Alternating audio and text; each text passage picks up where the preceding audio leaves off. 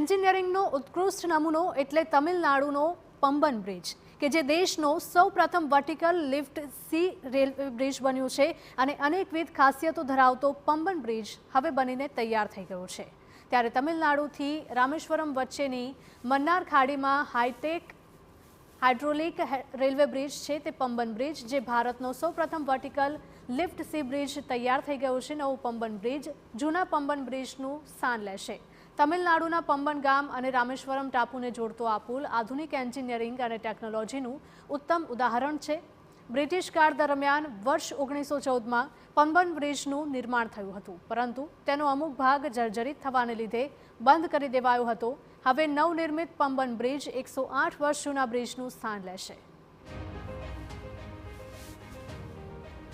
વડાપ્રધાન નરેન્દ્ર મોદીએ નવેમ્બર 2019માં નવા પંબન પુલનો શિલાન્યાસ કર્યો હતો। ડિસેમ્બર 2021 સુધીમાં આ પ્રોજેક્ટ પૂર્ણ કરવાનો લક્ષ્યાંક હતો, પરંતુ કોવિડ-19 રોગચાળા અને પડકારજનક હવામાન પરિસ્થિતિને કારણે પ્રોજેક્ટમાં વિલંબ થયો હતો। રેલવેના જણાવ્યા અનુસાર નવા પંબન બ્રિજને ભવિષ્યની ટ્રાફિક જરૂરિયાતોને ધ્યાનમાં રાખીને ડિઝાઇન કરવામાં આવ્યો છે।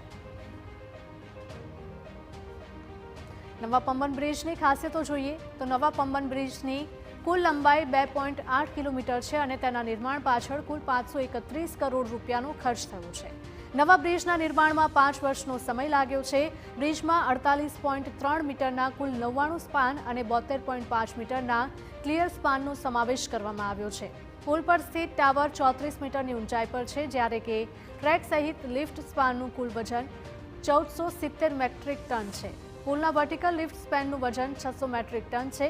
નવા બ્રિજ પર 2 રેલવે લાઇનનું નિર્માણ કરવામાં આવ્યું છે, જેનાથી ટ્રેનોના આવાગમન સરળતા રહે।